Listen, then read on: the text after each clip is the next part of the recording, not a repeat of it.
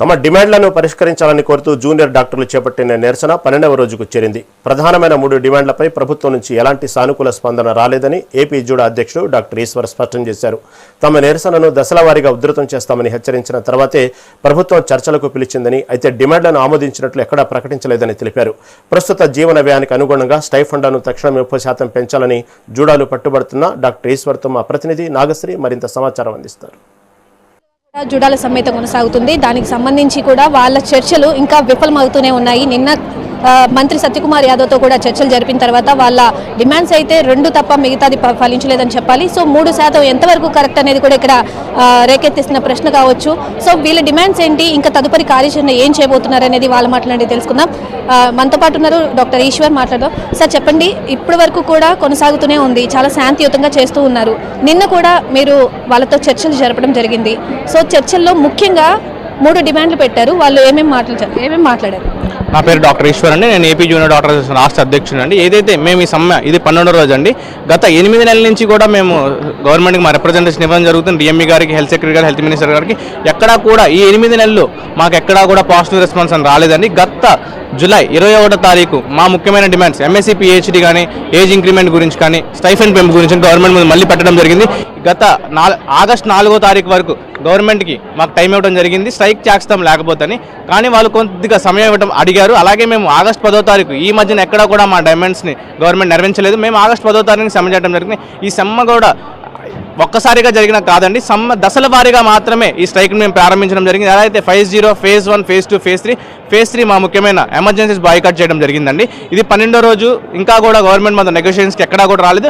నిన్న మేము health minister గారితో కలవడం జరిగింది. ఏదైతే ముందు రోజు హెల్త్ సెక్రటరీ గారు రిలీజ్ చేసిన ప్రెస్ నోట్ ప్రకారం 3% మాత్రమే పోస్ట్ గ్రాడ్యుయేట్స్కి, సీనియర్ రెసిడెంట్స్కి, సూపర్ స్పెషల్కి ఇస్తా అన్నారు. 5% మాత్రమే ఇంటర్న్స్కి ఇస్తా అన్నారు. అది మాది ఎక్కడా కూడా చర్చలకి జరగకుండానే ఆ ప్రెస్ నోట్ రిలీజ్ చేయడం అనేది బాధాకరంగా ఉంది. ఆగస్టు 10, ఆగస్టు 11వ తారీఖు 2 రోజులు చర్చలు జరిగింది. ఎక్కడా కూడా మేము పెట్టిన ముఖ్యమైన 3 డిమాండ్స్ గవర్నమెంట్ నెరవేరుస్తారని చెప్పలేదు ఎక్కడా కూడా. అలాగే నిన్న హెల్త్ మినిస్టర్ గారి చర్చలు కూడా 30% మా స్టైఫండ్ ముందు నుంచి చెప్తూ జరిగింది. కానీ ఎక్కడైతే ఆర్థిక ఇబ్బంది ఉందని గవర్నమెంట్ నుంచి వచ్చిన ఆదేశం ప్రకారం మేము కనీసం 20% మాత్రమే మా స్టైఫండ్ పెంపు జరగాలని, ఎంఎస్సీ పిహెచ్డి 50% మాత్రమే ఉండాలి, ఏజ్ ఇంక్రిమెంట్ జరగకూడదని మేము చెప్పాము. అలాగే హెల్త్ మినిస్టర్ గారు సీఎం గారితో, ఫైనాన్స్ మినిస్టర్ గారితో మళ్ళీ మరొకసారి మాట్లాడి మాతో చర్చలు జరుపుతా ఉన్నారు. మేము ఇప్పటికి కూడా చర్చలకు రెడీ అండి. మా డిమాండ్స్ ఏదైతే ముఖ్యమైనవి 3 నెరవేరిస్తే మేము ఈ రోజైనా మా డ్యూటీస్కి హాజరవడానికి రెడీగా ఉన్నామండి. సో ఇప్పటి వరకు కూడా మీరు ఎమర్జెన్సీ సర్వీసెస్ కూడా ఆపేయడం జరిగింది. సో పేషెంట్స్ కూడా చాలా ఇబ్బంది ఫేస్ చేస్తున్నారని చెప్పి, బయట నుండి డాక్టర్స్ వచ్చి చూస్తున్నారని చెప్పి కూడా టాక్ వినిపిస్తుంది. సో ఇంకా విధుల్లోకి హాజరయ్యే అవకాశాలు ఎప్పుడున్నాయి? ఇది మేము ఎమర్జెన్సీస్ ఒక్కసారిగా ఆపింది కాదు. ఏదైతే మేము మొదటి నుంచి గవర్నమెంట్ హెచ్చరించడం జరిగింది, దశల వారీగా మాత్రమే ఈ స్ట్రైక్ జరుగుతుందని. అలాగే దశల వారీగా ఏదైతే phase 3 ఉన్నదో ఎమర్జెన్సీస్ బాయ్కాట్ చేయడం జరిగింది. మేము లెర్నింగ్ స్టూడెంట్స్ మాత్రమే అండి. మాకంటే మా పైన సీనియర్ ప్రొఫెసర్స్ కానీ, స్టాఫ్ కానీ ఇంకా యథావిధిగా వాళ్ళ ఉద్యోగాలు చేస్తున్నారండి. సో తదుపరి కార్యాచరణ ఏం చేయబోతున్నారు? వాళ్ళ నుండి స్పందన వచ్చే వరకు ఇక్కడ వెయిట్ చేస్తూ ఉంటారు. మేము ఇంకా గవర్నమెంట్ నుంచి పాజిటివ్ రెస్పాన్స్ వస్తుందని కోరుకుంటున్నాము. పాజిటివ్ రెస్పాన్స్ రాకపోవడం వల్ల ఏమైనా జరుగుతుందంటే మేము మా తర్వాత కార్యాచరణ ప్రెస్ నోట్ ద్వారా చెప్తామండి. మేడం చెప్పండి, అంటే 2 అయితే సానుకూలంగా స్పందించారు, ప్రభుత్వం నుండి ఆన్సర్ అయితే వచ్చిందని చెప్తూ ఉన్నారు. మిగతా ఒకటి ఏదైతే ఉందో దానికి సంబంధించి ఏం మాట్లాడారు? మిగతా ఒకటి అంటే స్టైపెండ్ రివిజన్ గురించా? ఇప్పుడు స్టైపెండ్ రివిజన్ గురించి మళ్ళీ మాట్లాడటం జరిగిందండి. జరిగినప్పుడు వాళ్ళు అన్నారు రాష్ట్రం కష్టంలో ఉంది ఫైనాన్షియల్గా, సో అది ఒకటి రివైజ్ అవ్వడం అనేది కష్టమని చెప్పేసి అన్నారు. అంతవరకే మళ్ళీ ఫైనాన్స్ వాళ్ళతో మాట్లాడి డెసిషన్ ఏంటి అని చెప్తామని చెప్పేసి అన్నారు. అది వచ్చే వరకు కూడా, డెసిషన్ వచ్చే వరకు ఇప్పుడు మీరు ఇక్కడ వెయిట్ చేస్తూనే ఉంటారా మేడం? అంతే కదండి, ఇంకా మాకు ప్రస్తుతానికి ఇంకో ఆప్షన్ లేదు. ఇంకా మాట్లాడితే కోఆర్సివ్గా ప్రెస్ నోట్లు రిలీజ్ చేస్తున్నారు. అది కూడా చెవులో పూలు పెడతానికి అన్నట్టు ఉంది అది. సో ఖచ్చితంగా జరగాల్సిందే. ఇంకా అంటే మీరు వెళ్ళి మాట్లాడి వచ్చిన తర్వాత కూడా మీకు ఇంటిమేషన్ లేకుండానే ప్రెస్ నోట్ రిలీజ్ చేశారా? అవునండి, అదే మేము చెప్తుంది. అది కూడా మాకు none of it was looking in our favour. బేసిక్గా ఏంటంటే ఇప్పుడు ఇంక్రిమెంట్ ఇస్తానన్నారు, అది 5% only for interns this year అన్నారు. రెసిడెంట్స్ ఎవరైతే ఉన్నారో వాళ్ళకి వచ్చే సంవత్సరం నుంచి 3% పెంచుతామన్నారు. అంటే ఈ ఇయర్ మాకేం ఇంక్రిమెంట్ లేదు అన్నట్టే.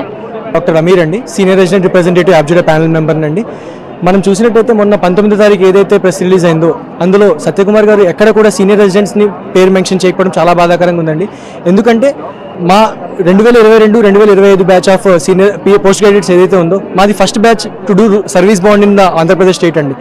ఈ స్టేట్ బాండ్లో ఎలా మమ్మల్ని పెట్టాలని చెప్పి స్టార్టింగ్ చర్చలు అయినప్పుడు డిఎంఈ సార్తో ఆ యాబ్జుడా వాళ్ళతోనే కలిసి ఎలా ఉంటే బెటర్ అని మాట్లాడానండి. ఆ చర్చల్లో భాగంగా 3 నెలలు మాకు రూరల్ సర్వీస్ వేస్తామని అండ్ 9 నెలలు మెడికల్ కాలేజ్లో వేస్తామని చెప్పారండి. కానీ మనకి ఎక్కడైతే అఫీషియల్ రిలీజ్ వచ్చిందో అందులో 6 నెలలు డిఎంఈ కింద వేశారు అండ్ 6 నెలలు రూరల్ సర్వీస్ వేశారండి.